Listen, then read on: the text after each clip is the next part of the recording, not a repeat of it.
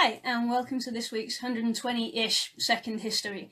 Tonight we're looking at chariot racing, so moving on from last week's gladiators.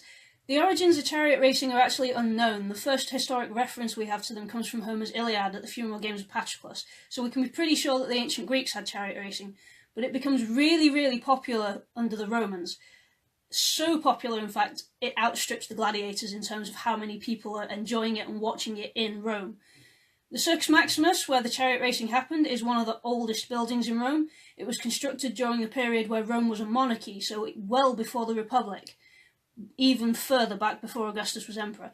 This is when Rome was just a small city, really, rather than an imperial thing.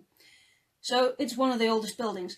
It's also vastly big. It is the biggest chariot racing arena in the entire empire. It could seat 250,000 people and was busy pretty much every day of the week. There were always races going on. It was a huge business.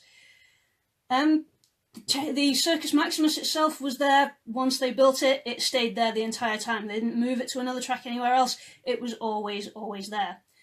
The racers were professional racers, so they knew what they were doing, everything that they undertook, and they got to keep their winnings. So again, it was a lucrative career. You could make a lot of money if you were good. In general, chariots had 4 horses, so the same as you would see in Hollywood, the quadriga, the 4 horses and the guy in the chariot.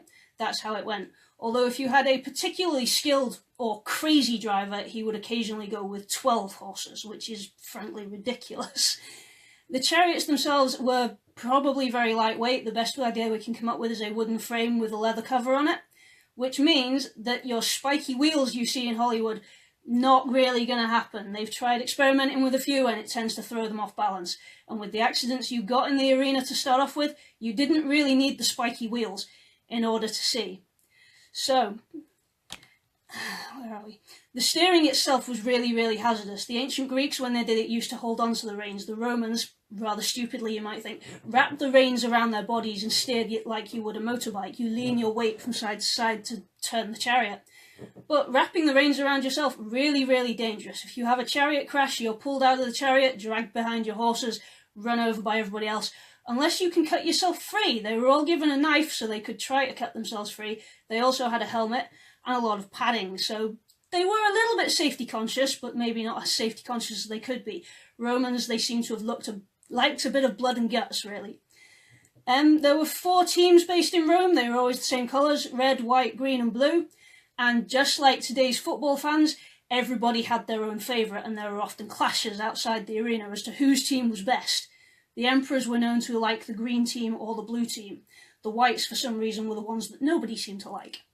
And just to prove to you how popular the chariot races were, in the 2nd century there was a charioteer by the name of Gaius Appuleius Diocles, who raced for 24 years. And by the time he retired, he had earned himself 36 million sesterces, thereabout, which, if I put it into modern money today, is roughly £10.5 billion, which is very much.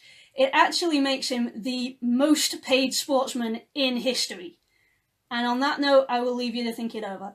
Please ask any questions you might have in the comments below, and I'll do my best to answer them. Join me again next week for another session, and don't forget to like and follow my page to keep up with the updates. Thank you, and good night.